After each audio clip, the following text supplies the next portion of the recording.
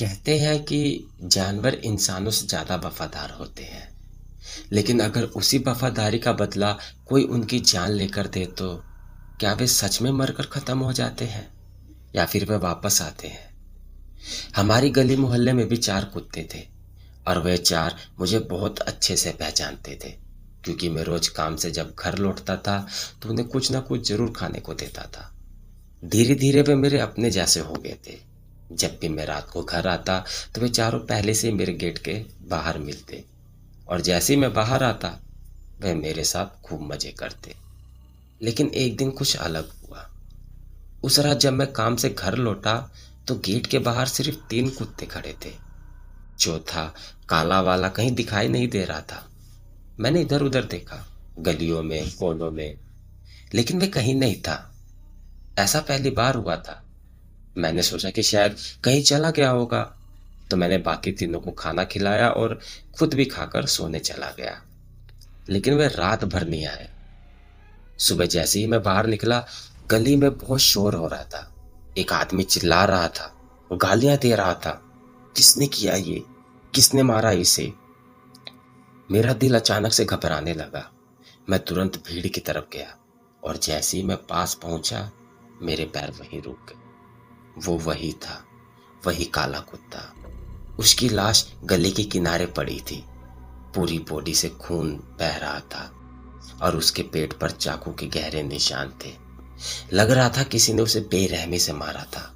उसके शरीर से बदबू तक आने लगी थी। मुझे यह सब देखकर बहुत गुस्सा आया। मैं वहीं खड़े खड़े चिल्लाने लगा, कौन है वो जिसने ये किया? लेकिन भीड़ में किसी ने कोई जवाब नहीं दिया। सब चुप थे। मन तो कर रहा था कि जिसने उसे मारा हो उसे उसका मुंह तोड़ दूं, लेकिन मैं कुछ कर नहीं सकता था। मुझे ये तक नहीं पता था कि उसके साथ हुआ क्या था, किसने मारा और क्यों मारा। मैं बस अंदर ही अंदर बहुत ज्यादा दुखी था। मैं तैयार होकर काम पर चला गया, लेकिन पूरे दिन बस उसी के बारे में सोचता रहा। शाम को जब मैं घर वापस आया तो बाकी के 3 कुत्ते मुझे देखकर मेरे पीछे पीछे आने लगे। उन्हें देखकर मुझे चौथे की बहुत याद आई। वह काला था और मैं उसे प्यार से ब्लैकी ब्लैकी कहकर बुलाता था, और वो भी मस्ती में अपनी गर्दन हिलाते हुए मेरे पास दौड़ कर आता था। लेकिन अब वो नहीं था। मैंने चुपचाप तीनों को खाना खिलाया और अपने कमरे में जाकर सो गया। करीब रात के 1 बजे अचानक मेरी आंख खुली। कुत्ते जोर जोर से भौंक रहे थे। ऐसा लग रहा था कि जैसे कोई उन्हें मार रहा हो। मैं तुरंत उठकर बाहर की तरफ भागा, लेकिन बाहर कोई था नहीं। ना कोई आदमी, ना कोई कुत्ता। मैं एकदम हैरान रह गया। मेरे दिमाग में अचानक से एक ख्याल आया कि कहीं किसी ने बाकी के तीनों कुत्तों को तो नहीं मार दिया। ये सोचकर मैंने गेट खोला और बाहर आ गया। गली पूरी सुनसान थी। मैंने इधर उधर देखा, लेकिन वहां कोई नहीं था। तभी दूर अंधेरे में मुझे एक कुत्ता खड़ा दिखाई दिया। मेरा दिल थोड़ा शांत हुआ। चलो, कोई तो है। मैंने उसे आवाज लगाई, ब्लैकी, ब्लैकी, इधर आ। वह धीरे धीरे मेरी तरफ आने लगा, लेकिन जैसे जैसे वो मेरे पास आ रहा था, मेरे दिमाग में एक बात पूछने लगी, ब्लैकी तो मर चुका है।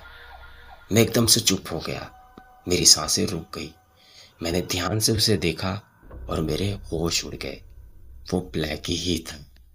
उसकी आंखें पूरी लाल थी, उसके शरीर से खून बह रहा था और उसके मुंह से लार टपक रही थी, जैसे वो बहुत भूखा हो, और सीधा मुझे ही देख रहा था।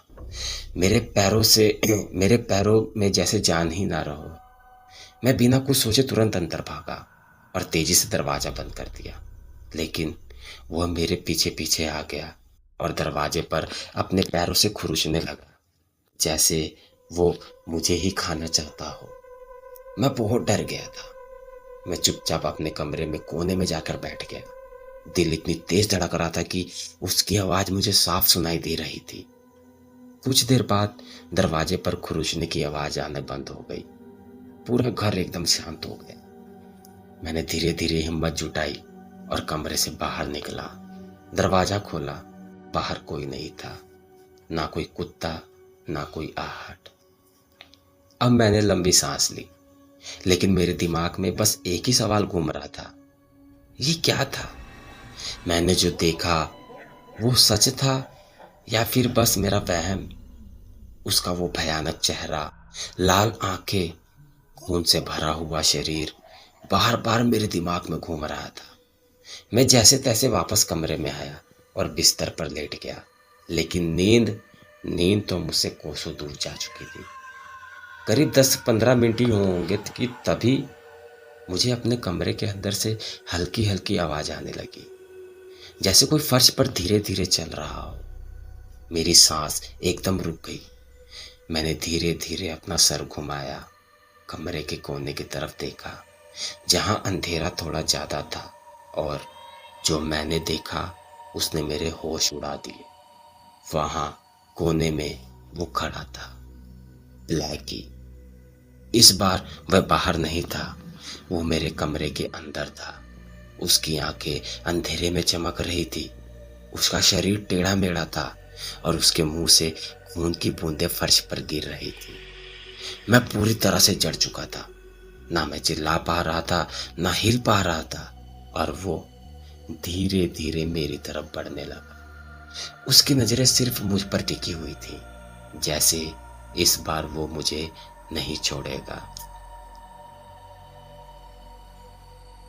मैं पूरी तरह से जम चुका था।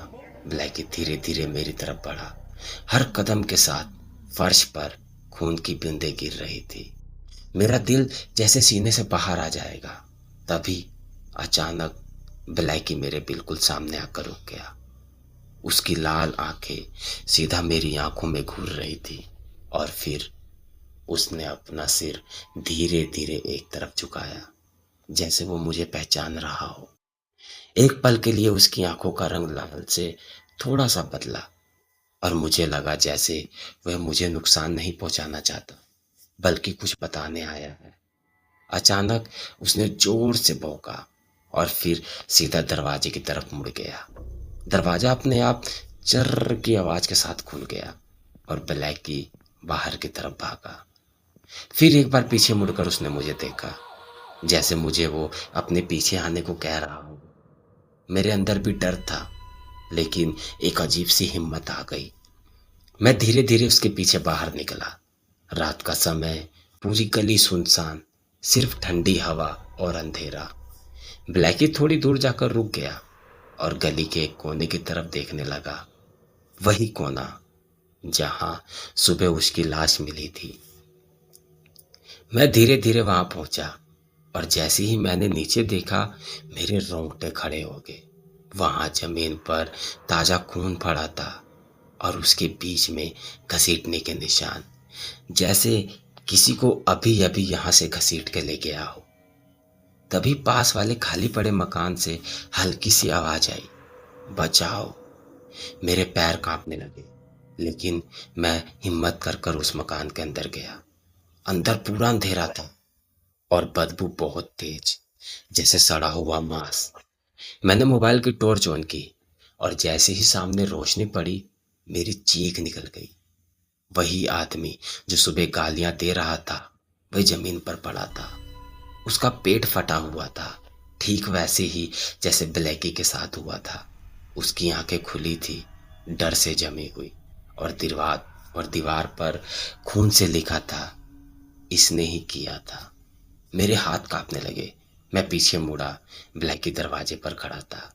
अब उसकी आंखें लाल नहीं थी, वह शांत था। कुछ सेकंड तक वो मुझे देखता रहा, और फिर धीरे धीरे अंधेरे में गायब हो गया। उस रात के बाद ब्लैकी फिर कभी दिखाई नहीं दिया, लेकिन आज भी कभी कभी रात को मेरे गेट के बाहर हल्की सी खुरूचने की आवाज आती है, और मैं समझ जाता हूँ वो अब भी यहीं है, बस मुझे देख रहा है।